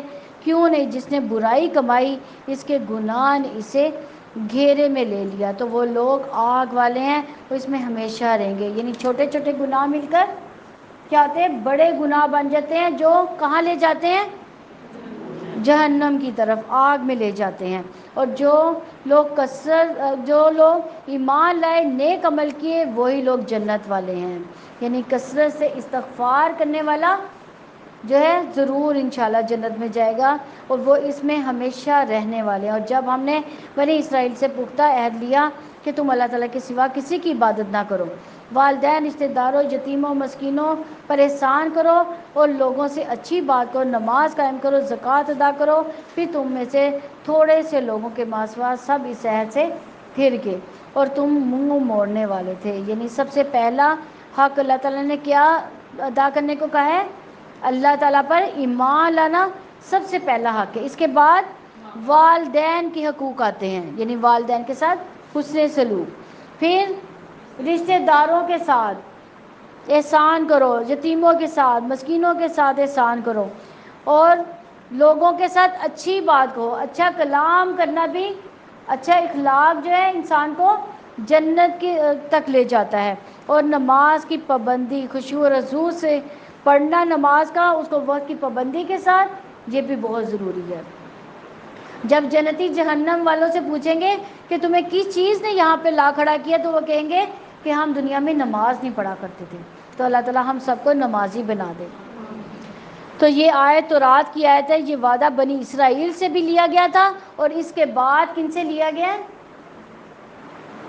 امت محمدیہ سے لیا گیا۔ حسن اخلاق میں ایک دوسرے کو معاف کرنا، کسی کو حقیر نہ سمجھنا، محبت سے مسکرا کر بات کرنا، یہ بہت ضروری عمل ہے۔ اور جب ہم نے تم سے پختہ عہد لیا تھا کہ تم اپنوں کو خون نہ بہاؤ اور نہ اپنے آپ کو اپنے گھروں سے نکالو گے، پھر تم نے اقرار کیا کہ تم خود اس پر گواہی دیتے ہو۔ یعنی بنی اسرائیل سے عہد لے کر ہمیں اس لیے بتایا گیا کہ یہ سب کرنے والے کام ہیں۔ پھر تم تو وہ لوگ ہو کہ اپنے آپ کو قتل کرتے ہو اور اپنوں میں سے ایک گروہ کو ان کے گھروں سے نکالتے ہو، گناہ اور زیادتی میں ان کے خلاف ایک دوسرے کی مدد کرتے ہو، اور اگر وہ تمہارے پاس قید ہو کر آئیں تو تم ان کا فدیہ دیتے ہو، حالانکہ انہیں نکالنا تم پر حرام کیا گیا۔ تو کیا تم کتاب کے کچھ حصے پر ایمان لاتے ہو اور کچھ حصے پر کفر کرتے ہو؟ تو جو تم میں سے ایسا کرتا ہے دنیا کی زندگی میں رسوائی کے سوا اس کی کیا کوئی جزا ہو سکتی ہے؟ اور قیامت کے دن وہ سخت ترین عذاب کی طرف پھیر دیے جائیں گے، اور جو تم کرتے ہو اللہ تعالیٰ اسے ہرگز غافل نہیں ہے۔ یہ نہ بنی اسرائیل کو اجازت تھی کہ نہ ہی ہمیں کہ کتاب کے کچھ حصے پر عمل کریں اور کچھ حصے کو چھوڑ دیں۔ اور ہمارا کیا عمل ہے کہ ہم کچھ باتوں پر عمل کر لیتے ہیں اور کچھ باتوں کو چھوڑ دیتے ہیں۔ اللہ تعالیٰ ہمیں قرآن کو پڑھنے کی اور اس پہ پورے کے پورا عمل کرنے کی توفیق عطا فرمائے۔ یہ وہ لوگ ہیں جنہوں نے آخرت کے بدلے دنیا کی زندگی خرید لی، سو نہ ان کے عذاب میں کمی کی جائے گی اور نہ ہی وہ مدد دیے جائیں گے۔ اور بلا شبہ ہم نے یقیناً موسیٰ کو کتاب دی، اس کے بعد ہم نے پے در پہ بہت سے رسول بھیجے، اور ہم نے عیسیٰ ابن مریم کو روشن نشانیاں دی اور روح پاک سے ان کی مدد کی۔ تو کیا جب کبھی تمہارے پاس کوئی رسول اس چیز کے ساتھ آیا جو تمہارے دل نہیں چاہتے تھے تو تم نے تکبر کیا؟ چنانچہ کسی گروہ کو تم نے جھٹلایا اور کسی کو قتل کر دیا۔ کس کو قتل کرتے تھے؟ وہ بہت سے انبیاء کو ناحق قتل کرتے تھے، اور انہوں نے کہا کہ ہمارے دل غلاف میں ہے، جیسے غلاف کے اندر نہ کوئی چیز جا سکتی ہے نہ باہر آ سکتی ہے، اسی طرح وہ کہتے تھے ہمارے دل غلاف میں ہے، بلکہ اللہ تعالیٰ نے ان کے کفر کی وجہ سے ان پر لعنت کی۔ لہٰذا کم ہی ان پر ایمان لاتے، یعنی ان کے دلوں میں ایمان جا ہی نہیں سکتا۔ اور جب اللہ تعالیٰ کی طرف سے ان کے پاس ایک کتاب آ گئی جو اس کی تصدیق کرنے والی ہے، جو اس کے پاس ہے، حالانکہ وہ اس سے پہلے کافروں پر فتح مانگا کرتے تھے، پھر جب وہ چیز ان کے پاس آ گئی جسے انہوں نے پہچان لیا تو انہوں نے اس کے ساتھ کفر کیا، یعنی ان کو معلوم تھا کہ آخری نبی دنیا میں آئے گا تو وہ سب پر فتح یاب ہوگا، تو وہ اس کے آنے کی دعائیں مانگا کرتے تھے۔ تو کفر کرنے والوں پر اللہ تعالیٰ کی لعنت ہے، یعنی جب نبی صلی اللہ علیہ وسلم دنیا میں آئے تو انہوں نے اس کا انکار کر دیا، تو اللہ تعالیٰ نے ان کو لعنت کی، یعنی اپنی رحمت سے دور کر دیا۔ بری ہے وہ جس کے بدلے میں انہوں نے اپنے آپ کو بیچ ڈالا کہ وہ انکار کر دیں اس کا جو اللہ تعالیٰ نے نازل کیا، اس ضد کی وجہ سے کہ اللہ تعالیٰ اپنا کچھ فضل اپنے بندوں میں سے جس پر چاہتا ہے نازل کرتا ہے، پھر وہ غضب پر غضب لے کر لوٹے، اور کافروں کے لیے توہین امیز عذاب ہے۔ اور جب ان سے کہا جاتا ہے کہ اس پر ایمان لے آؤ جو اللہ تعالیٰ نے نازل کیا، کس میں؟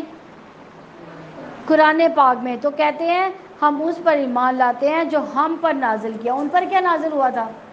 تو رات نازل ہوئی تھی، تو جو اس کے علاوہ اس کا وہ کفر کرتے تھے، انکار کرتے تھے، حالانکہ وہ حق ہے، یعنی قرآن تو رات کے احکامات کو ہی لے کر آیا تھا، وہ اس حق کی تصدیق کر رہا تھا، اور جو ان کے پاس ہے اس کی تصدیق کرنے والا کہہ دو کہ اگر تم ایمان لانے والے تھے تو اس سے پہلے انبیاء کو کیوں قتل کرتے تھے، اور بلا شبہ یقیناً تمہارے پاس موسیٰ روشن نشانیاں لے کر آئے تھے، پھر تم نے اس کے بعد بچڑے کو پکڑ لیا، یعنی اللہ کو چھوڑ کر بچڑے کی پوجا کرنا شروع کر دی، حالانکہ تم ظلم کرنے والے تھے، یعنی شرک سب سے بڑا ظلم ہے۔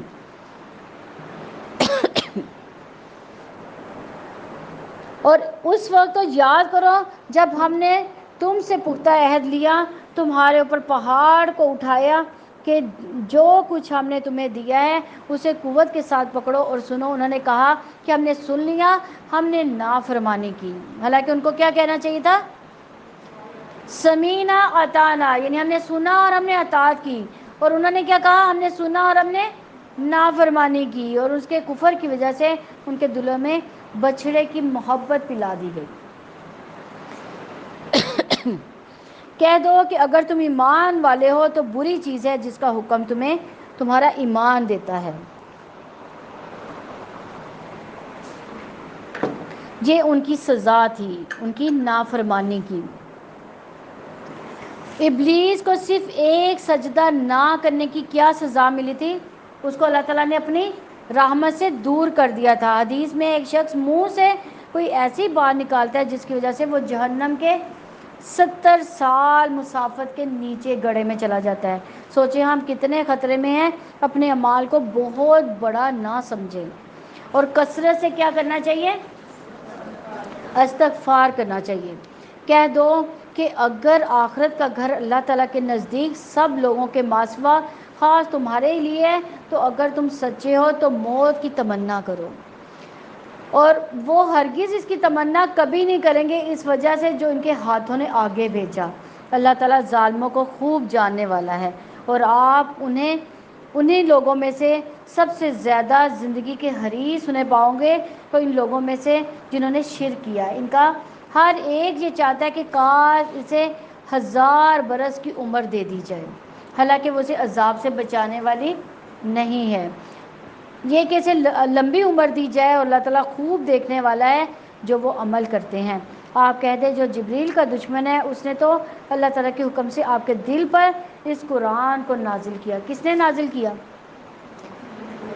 اللہ تعالیٰ نے کس کے ذریعے نازل کیا؟ جو اپنے سے قبل کی تصدیق کرنے والا۔ اپنے سے قبل کون سی تصدیق ہے؟ تورات، انجیل، جتنے بھی آسمانی کتابیں ہیں، اور ایمان والوں کے لیے ہدایت اور خوشخبری ہے، جو کہ اللہ تعالیٰ کا، اس کے فرشتوں کا، اس کے رسولوں کا، جبریل اور میکائیل کا دشمن ہے، تو یقیناً اللہ تعالیٰ کافروں کا دشمن ہے، اور بلا شبہ یقیناً ہم نے آپ پر واضح آیات نازل کی، اس کا انکار فاسقوں کے سوا کوئی نہیں کرتا۔ کیا جب کبھی انہوں نے کوئی عہد کیا تو ان میں سے ایک گروہ نے اس کو پھینک دیا، بلکہ ان میں سے اکثر ایمان نہیں رکھتے، اور جب ان کے پاس اللہ تعالیٰ کی طرف سے کوئی رسول آیا جو اس کی چیز کے لیے تصدیق کرنے والا ہے جو ان کے پاس ہے، تو ان لوگوں میں سے ایک گروہ نے جنہیں کتاب دی گئی تھی اللہ تعالیٰ کی کتاب کو اپنی پشتوں کے پیچھے پھینک دیا، گویا وہ جانتے ہی نہیں. یعنی قرآن کو پڑھنے، سمجھنے، غور و فکر کرنے اور اس پر عمل کرنے سے زیادہ اور چیزوں کو اہمیت نہیں دینی چاہیے. اگر ہم اپنا جائزہ لیں تو ہمارا دن، ہفتے، ہمارے مہینے کیسے گزرتے ہیں، ہم کتنا قرآن کا فہم حاصل کرتے ہیں.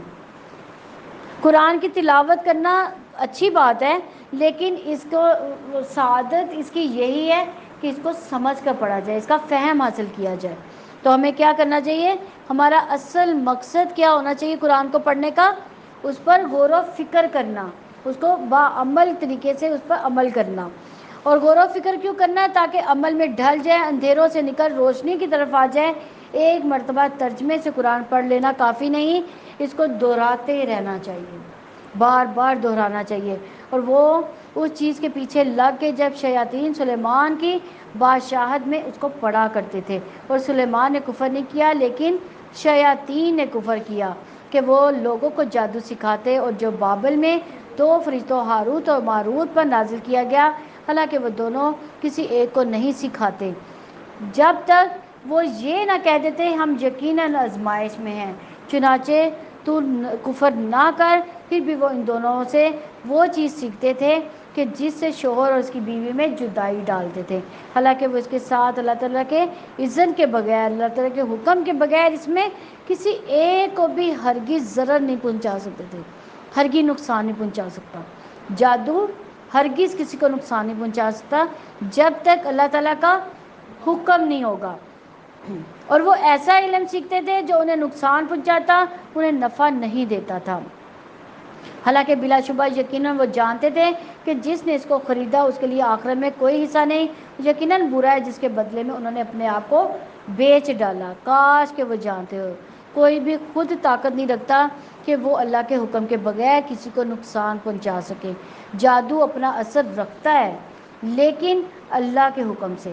اس سے حفاظت کے لیے صبح شام کے اذکار کریں، اللہ تعالیٰ کا ذکر کریں.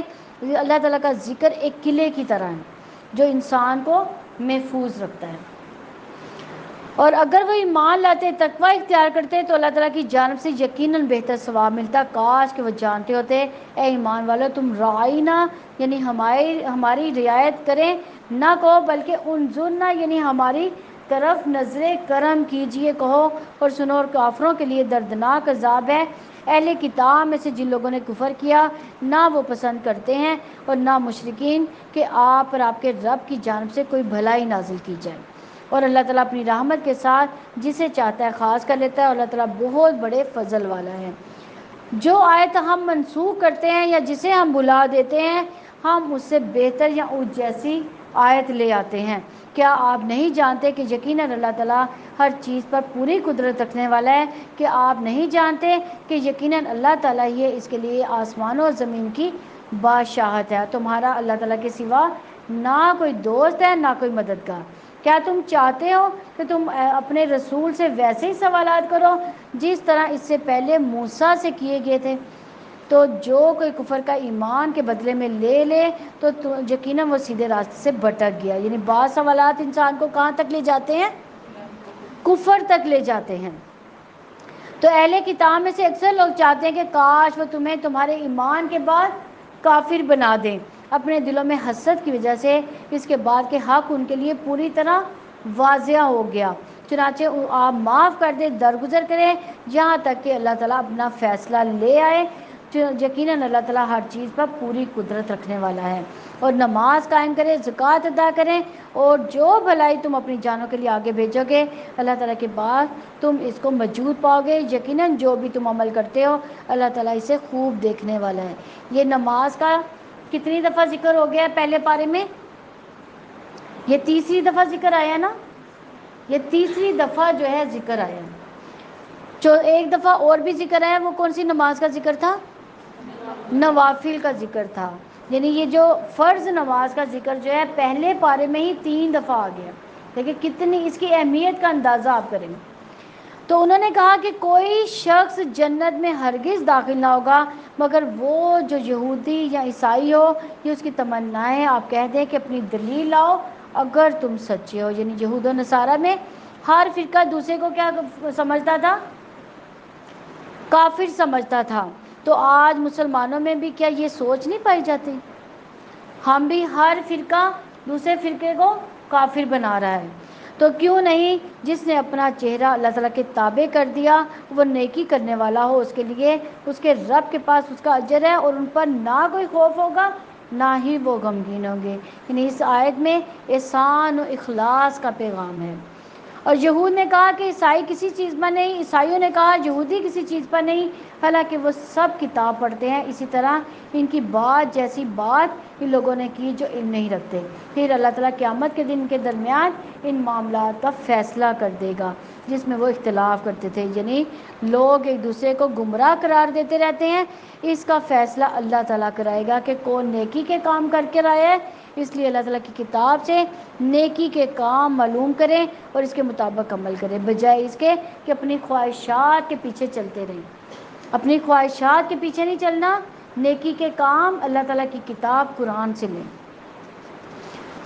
اور اس سے بڑا ظالم اور کون ہے جس نے اللہ تعالیٰ کی مسجدوں سے روکا کہ ان میں اس کا نام لیا جائے، ان کو ویران کرنے کی کوشش کی۔ یعنی اللہ تعالیٰ کی مسجدوں کو اللہ تعالیٰ کے نام کے ساتھ ہی بنانا چاہیے، وہاں پہ لڑائی جھگڑا نہیں کرنا چاہیے، ایک دوسرے کو نیچا نہیں دکھانا چاہیے۔ یہ نہ ہو کہ مسجدیں ویران ہو جائیں، یہ نہ لڑائی جھگڑوں کی وجہ سے لوگ آنا چھوڑ دیں۔ تو انہی لوگوں کا حق نہ تھا کہ ان میں داخل ہوتے، مگر ڈرتے ہوئے، ان کے لیے دنیا میں رسوائی ہے اور آخرت میں ان کے لیے بہت بڑا عذاب ہے۔ تو مشرق و مغرب اللہ تعالیٰ کے لیے، چنانچہ جدھر بھی تم رخ کرو گے تو اسی کی طرف اللہ تعالیٰ کا چہرہ ہے۔ یقیناً اللہ تعالیٰ بڑی وسعت والا، سب کچھ جاننے والا ہے۔ انہوں نے کہا کہ اللہ تعالیٰ نے اولاد بنا رکھی ہے، وہ پاک ہے، بلکہ آسمان و زمین میں جو کچھ ہے اسی کا ہے، سب کے سب اس کے فرما بردار ہیں۔ یعنی ہر چیز اللہ تعالیٰ کی فرما بردار ہے۔ کیا ہم بھی اللہ تعالیٰ کے فرما بردار ہیں؟ ہمیں اپنے آپ کو بھی ٹٹول کر دیکھنا چاہیے۔ اللہ تعالیٰ ہم سب کو اپنا فرما بردار بنا لیں۔ آسمان و زمین کا موجد ہے، اور وہ جب کسی کام کا فیصلہ کرتا ہے تو یقیناً وہ کیا کہتا ہے؟ ہو جا، تو وہ ہو جاتا ہے۔ اور جو لوگ علم نہیں رکھتے انہوں نے کہا کہ اللہ تعالیٰ خود ہم سے بات کیوں نہیں کرتا، یا ہمارے پاس کوئی نشانی کیوں نہیں آتی؟ اسی طرح ان کی بات کی طرح ان لوگوں نے کہا جو ان سے پہلے تھے، ان سب کے دل ایک جیسے ہو گئے۔ یقیناً ہم نے آیتیں صاف صاف بیان کر دی ان لوگوں کے لیے جو یقین کرتے ہیں۔ یقیناً ہم نے آپ کو حق کے ساتھ خوشخبری سنانے والا، ڈرانے والا بنا کر بھیجا، آپ سے اہل دوزخ کے بارے میں پوچھا نہیں جائے گا، اور یہودی اور عیسائی آپ سے ہرگز راضی نہیں ہوں گے یہاں تک کہ آپ ان کی ملت کی پیروی کریں۔ آپ کہہ دیں یقیناً حقیقی ہدایت تو اللہ تعالیٰ کی ہدایت ہے۔ یقیناً اگر اس ان کے بعد جو آپ کے پاس آ چکا آپ نے ان کی خواہشات کی پیروی کی تو اللہ تعالیٰ سے بچانے میں نہ آپ کا کوئی دوست ہوگا نہ کوئی مددگار۔ یعنی حقیقی ہدایت، اصل ہدایت قرآن و سنت کی پیروی کرنا ہے۔ تو اپنے فرقوں کی پیروی نہ کریں بلکہ کس کی پیروی کرنی ہے؟ قرآن کی اور سنت کی۔ تو جن لوگوں کو ہم نے کتاب دی وہ اسے پڑھتے ہیں جیسا کہ اسے پڑھنے کا حق ہے، وہی لوگ اس پر ایمان رکھتے ہیں۔ جو اس کے ساتھ کفر کرتا ہے تو وہی لوگ خسارہ اٹھانے والے ہیں۔ اے بنی اسرائیل، یاد کرو میری اس نعمت کو جو میں نے تمہیں عطا کی تھی، اور یقیناً میں نے تمہیں جہانوں پر فضیلت دی تھی۔ یعنی انبیاء اور رسل، اور انہی میں سے آئے، یعنی آسمانی کتابیں، صحیفے سب کہاں سے آئی تھی؟ کن پر نازل ہوئی تھی؟ بنی اسرائیل سے۔ لیکن انہوں نے آسمانی کتابوں کو نہ پڑھا نہ اس پر عمل کیا، تو جن کی وجہ سے ان کی فضیلت کو ان سے چھین لیا گیا۔ اور کن میں داخل کر دی گئی وہ فضیلت؟ امت محمدیہ کو دے دی گئی۔ اگر ہم بھی ان جیسا رویہ رکھیں گے تو اللہ تعالیٰ ہماری بھی انہیں کی طرف سے پکڑ کر لے گا۔ اللہ تعالیٰ ہمیں اس پر عمل کرنے کی توفیق عطا فرمائے۔ اور ڈرو اس دن سے جس میں کوئی شخص کسی شخص کے کچھ بھی کام نہ آئے گا، اور نہ اسے کوئی فدیہ ہی لیا جائے گا، نہ اس کو کوئی سفارشی فائدہ دے گا، نہ وہ مدد دیے جائیں گے۔ اور جب ابراہیم کو ان کے رب نے چند وعدوں میں آزمایا تو اس نے ان سب کو پورا کر دیا۔ اللہ تعالیٰ نے فرمایا یقیناً میں تمہیں سب لوگوں کے لیے امام بنانے والا ہوں۔ ابراہیم نے کہا اور میری اولاد میں سے بھی۔ اللہ تعالیٰ نے فرمایا میرا عہد ظالموں کو نہیں پہنچتا۔ لیکن ابراہیم علیہ السلام نے کس کی فکر کی؟ اولاد کی فکر کی کہ اولاد کو بھی راہ ہدایت کا راستہ ملے. تو جب ہم نے بیت اللہ کو لوگوں کے لیے لوٹ کر آنے کی جگہ اور سراسر امن بنایا تو مقام ابراہیم کو نماز پڑھنے کی جگہ بناؤ. اور ہم نے ابراہیم اسماعیل کو تاکیدی حکم دیا کہ آپ دونوں میرے گھر کو طواف کرنے والوں، اعتکاف کرنے والوں، رکوع اور سجدہ کرنے والوں کے لیے پاک صاف رکھو. جب ابراہیم علیہ السلام نے کہا اے میرے رب اس شہر کو امن والا بنا دے، اس کے باشندوں کو پھلوں میں سے رزق عطا فرما جو ان میں سے اللہ تعالیٰ اور جو میں آخرت پہ ایمان لائے. اللہ تعالیٰ نے فرمایا جس نے کفر کیا تو میں اسے بھی تھوڑا فائدہ دوں گا، اسے آگ کے عذاب کی طرف بے بس کر دوں گا اور وہ بدترین لوٹنے کی جگہ ہے. اور جب ابراہیم اور اسماعیل علیہ السلام بیت اللہ کی بنیادیں اٹھا رہے تھے انہوں نے کہا اے ہمارے رب ہم سے قبول فرما، یقیناً تو ہی سب کچھ سننے والا، سب کچھ جاننے والا ہے. یعنی یہ آیت ابراہیم اسماعیل علیہ السلام کی عاجزی کی دلیل ہے کہ ہمیں بھی بڑے بڑے کام پر عاجزی اختیار کرنی چاہیے. ہمیں یہ نہیں سمجھنا چاہیے ہم نے بہت بڑا کام کیا. یعنی اللہ تعالیٰ سے انہوں نے بڑا حالانکہ کام کیا لیکن اس کی قبولیت کی اللہ تعالیٰ سے دعا کی. تو اے ہمارے رب ہمیں اپنے لیے فرما بردار بنا، ہماری اولاد میں سے بھی ایک امت اپنے لیے فرما بردار بنا، ہمیں ہماری عبادت کے طریقے دکھا اور ہمیں ہماری توبہ قبول فرما. یقیناً تو بڑا توبہ قبول کرنے والا، نہایت رحم والا ہے. یعنی مسجد بنانا ہی بڑا کام نہیں، اس کو آباد کرنے کی کوشش کرنا، دعا بھی ضروری ہے اور خود بھی وہاں عبادت کرنا، دعائیں مانگنا، خصوصاً استغفار کرنا. پھر انہوں نے کیا کہا ہے ہمارے رب اور ان لوگوں میں سے بھی، ان لوگوں ہی میں سے ایک رسول بھیج جو ہمیں انہیں تیری آیات پڑھ کر سنائے اور انہیں کتاب اور حکمت کی تعلیم دے اور ان کو پاک کرے. یقیناً تم سب پر غالب کمال حکمت والا ہے. یعنی ابراہیم علیہ السلام صرف اپنے لیے نہیں بلکہ آنے والی نسلوں کے لیے بھی دعا کرتے تھے. انہوں نے ایک رسول مانگا جو آئے. یعنی کون سے رسول آئے تھے؟ محمد صلی اللہ علیہ وسلم. انہیں کتاب کی تعلیم دی گئی، ان کا اندر باہر سے انہوں نے تزکیہ کیا نبی صلی اللہ علیہ وسلم کے ذریعے سے. عموماً لوگ اولاد کے لیے دعائیں مانگتے ہیں اور ان کا کاروبار اچھا ہو جائے، ڈگری اچھی ہو جائے، ان کو اولاد سے نوازا جائے، ہم زندگی کی بہاریں دیکھ لیں وغیرہ وغیرہ. اسی طرح کی دعائیں ہوتی ہیں نا ہماری. لیکن یہ بھی اچھی دعائیں ہیں مگر صرف دنیا کے لیے اور اولاد کے لیے صرف دنیا کے لیے دعا نہیں مانگنی چاہیے بلکہ دین اور آخرت کی فکر بھی کرنی چاہیے. ابراہیم علیہ السلام نے اولاد کے مستقبل کی فکر کی، ان کی دینی تعلیم کا بھی بندوبست ہو جائے. اپنے آپ سے سوال کریں کیا میں نے جتنا مال بچوں کی دنیاوی تعلیم اور تربیت پر خرچ کیا کیا اتنی ان کی دین کی بھی فکر کی؟ یہ ہم سے سوال بنتا ہے کہ نہیں؟ اپنے ذہنوں کو، اپنے دل کو ٹٹولیں. اور کون ہے جو ابراہیم کی ملت سے منہ موڑے مگر وہی جس نے خود کو بیوقوف بنا لیا ہو. حالانکہ ہم نے اس سے ابراہیم کو دنیا میں چن لیا تھا اور بلا شبہ وہ یقیناً آخرت میں صالحین میں سے ہوگا. جب اس کے رب نے اسے کہا فرما بردار ہو جا تو اس نے کہا میں جہانوں کے رب کا فرما بردار ہو گیا.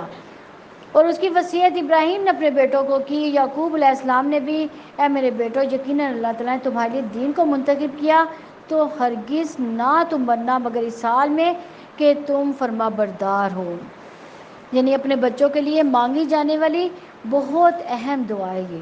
ان سے اس بات کا عہد لیں، ان کو اس کے لیے تیار کریں کہ اپنے اپنے ایمان کی حفاظت کرنی ہے. بچپن سے ان کو ان کے اندر ڈالیں کہ اسلام کے بغیر نجات ہی نہیں ہے. حالت ایمان میں موت ہے، موت تک رب کی عبادت کرنی ہے. یہ بچوں کے ذہنوں میں ڈال دیں، ان کی گٹی میں شامل کر دیں. مرتے دم تک فرائض کی پابندی کرتے رہنا ہے، یہ ان کو سمجھائیں. کیا تم اس وقت موجود تھے جب یعقوب علیہ السلام کی موت آئی، جب انہوں نے اپنے بیٹوں سے کہا میرے بعد تم کس کی عبادت کرو گے؟ انہوں نے کہا ہم آپ کے معبود اور آپ کے آبا ابراہیم، اسماعیل، اسحاق علیہ السلام کے معبود کی عبادت کریں گے جو ایک ہی معبود ہے اور ہم اس کے لیے فرما بردار ہیں. وہ ایک امت تھی جو یقیناً گزر گئی، جو کچھ اس نے کمایا وہ اس کے لیے، جو کچھ تم نے کمایا وہ تمہارے لیے، تم سے اس کے بارے میں نہیں پوچھا جائے گا جو وہ کیا کرتے تھے۔ اور انہوں نے کہا کیا تم یہودی ہو جاؤ یا عیسائی ہو جاؤ تو ہدایت پاؤ گے؟ آپ کہہ دیں نہیں، بلکہ ابراہیم علیہ السلام کی ملت جو ایک اللہ کا ہونے والا تھا وہ مشرکوں میں سے نہ تھا۔ آپ کہہ دو کہ ہم اللہ تعالیٰ پر ایمان لائے اور اس پر ایمان لائے جو ہماری طرف نازل کیا گیا، جو ابراہیم، اسماعیل، اسحاق، یعقوب اور اولاد یعقوب علیہ السلام کی طرف نازل کیا گیا، اور جو موسیٰ، عیسیٰ اور دوسرے سب نبیوں کو ان کے رب کی طرف سے دیا گیا۔ ہم ان میں سے کسی ایک کے درمیان بھی کوئی فرق نہیں کرتے۔ کیا ہم فرق کرتے ہیں کسی نبی میں؟ کسی آسمانی کتاب میں بھی فرق نہیں کرتے۔ ہم اللہ تعالیٰ ہی کے فرما بردار ہیں۔ پھر اگر وہ اس جیسی چیز پر ایمان لائے جس پر تم ایمان لائے ہو تو یقیناً وہ ہدایت پا گئے، اگر وہ پھر جائیں تو یقیناً اب وہ مخالفت میں ہیں، یقیناً آن قریب ان سے اللہ تعالیٰ آپ کو کافی ہو جائے گا، وہ سب کچھ سننے والا، سب کچھ جاننے والا ہے۔ اللہ تعالیٰ کا رنگ اختیار کرو، رنگ میں اللہ تعالیٰ سے زیادہ اچھا کون ہے، اور ہم اسی کی عبادت کرنے والے ہیں، یعنی اللہ تعالیٰ کا دین ہی اللہ تعالیٰ کا رنگ ہے۔ اگر ہم اپنا جائزہ لیں تو میں اپنے بچوں کے لیے دعائیں مانگتی ہوں، اور کیا میں بچوں کی دینی تعلیم کی فکر کرتی ہوں؟ کیا میں نے کبھی اپنے بچوں سے پوچھا کہ میرے مرنے کے بعد تم کس کی عبادت کرو گے؟ حضرت یعقوب علیہ السلام نے کیا دعا کی تھی؟ تو یہ رنگ جو ہے یہ اللہ تعالیٰ کا رنگ ہے، یہ اپنے بچوں کے اندر یہ رنگ ڈال دیں۔ آپ کہہ دیں کہ کیا تم اللہ تعالیٰ کے بارے میں ہم سے جھگڑتے ہو، حالانکہ وہی ہمارا رب، تمہارا رب، اور ہمارے لیے ہمارے اعمال، تمہارے لیے تمہارے اعمال ہیں، اور ہم اس کے لیے خالص کرنے والے ہیں۔ کیا تم کہتے ہو کہ یقیناً ابراہیم، اسماعیل، اسحاق، یعقوب ان کی اولاد سب یہودی یا عیسائی تھے؟ کہہ دو کیا تم زیادہ جانتے ہو یا اللہ تعالیٰ؟ اس پر بڑا ظالم کون ہوگا جو اس گواہی کو چھپائے؟ تو جو اللہ تعالیٰ کی جانب سے اس کے پاس ہے، اور جو کچھ تم کرتے ہو اللہ تعالیٰ اس سے غافل نہیں۔ وہ ایک امت تھی جو یقیناً گزر چکی، جو کچھ انہوں نے کمایا وہ ان کے لیے، اور جو کچھ تم نے کمایا وہ تمہارے لیے، تم سے ان کے بارے میں نہیں پوچھا جائے گا جو وہ عمل کیا کرتے تھے۔ یہ آیت 2 بار اسی پارے میں آئی ہے، اور انسان دوسرے عمل پر بھروسہ نہ کرے اور یہ نہ کہہ کر مطمئن رہے کہ ہمارے ماں باپ بہت نیک تھے یا ہم محمد صلی اللہ علیہ وسلم کی امت میں سے ہیں۔ انسان کو وہ ملے گا جو اس نے کمایا، کسی سے کسی کے عمل کا سوال نہ ہوگا، کوئی انسان کسی دوسرے کا بوجھ نہ اٹھائے گا، قیامت کے دن حسب و نسب کا فائدہ نہ دیا جائے گا۔ اللہ تعالیٰ ہمیں اس پارے کی اصل سمجھ عطا فرمائے اور اس پر عمل کرنے والا بنا دے۔ سبحانک اللہم و بحمدک، نشہد ان لا الہ الا انت، نستغفرک و نتوب الیک۔ السلام علیکم ورحمۃ اللہ وبرکاتہ۔